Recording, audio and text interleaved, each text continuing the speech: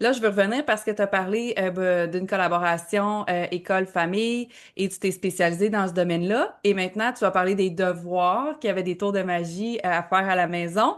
Alors, comment c'est reçu dans les maisons, dans les familles?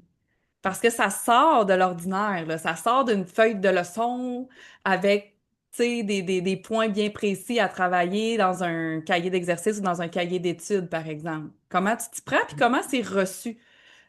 Ben, disons qu'en premier lieu, c'est très positif. Évidemment, s'il y a du négatif, peut-être je me le fais pas dire, là, mais c'est vraiment, vraiment positif envers l'intérêt, mais aussi le sentiment du parent d'être capable d'aider son enfant parce que ça, c'est souvent négligé, mais des fois, on prend pour acquis comme prof que tu sais, tout le monde le sait, mais on se rend compte que peut-être pas. Donc, moi, j'essaie d'avoir un équilibre entre le wow mais aussi le sentiment de compétence du parent.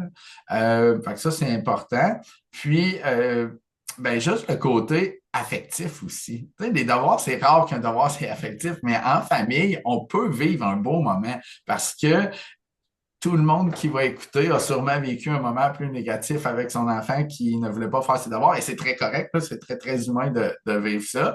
Mais en faisant un tour de magie, ben, énormément d'enfants sont revenus le lendemain et très souvent, mes parents ont capoté. Puis là, évidemment, moi, déjà écrit sur mon, mon groupe de discussion avec les parents, qu'ils ont le droit d'exagérer. Tu sais, il faut valoriser l'enfant aussi, puis faire Oh my God, là, les enfants, eux autres, ils pensent que c'est vraiment des pros de la magie. Puis c'est ça qui est beau à voir parce qu'ils prennent confiance. On n'a pas parlé encore, mais le côté socio-affectif aussi de l'enfant, là, c'est vraiment développé grâce à ça.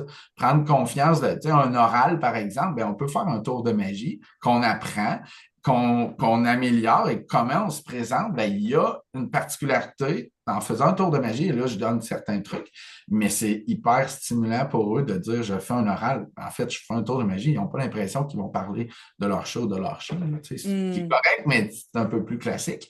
En anglais, même chose. On a énormément amélioré on appelle ça le C1, là, mais La interagir compétence en 1. Ouais. anglais. Ça a vraiment été un plus parce que les enfants ont envie de discuter, puis ils se posent des questions, puis là, il faut qu'ils aillent chercher un volontaire, puis là, il va falloir que tu prennes telle carte. Et tout se fait en anglais. Ça, c'est le gros plus que j'ai vu cette année. Et l'intérêt, évidemment, parce que je fais un équilibre entre je vous fais un tour, j'impressionne, je vous le dis pas, parce qu'il faut garder un petit côté wow à la magie. Et celui-là, il est pédagogique, donc celui-là, je vous l'apprends. Si j'ai une vision pédagogique derrière celui-là, ça me fait plaisir de vous le partager. Mon but, c'est de développer les compétences grâce à cette méthode. Ça m'impressionne vraiment.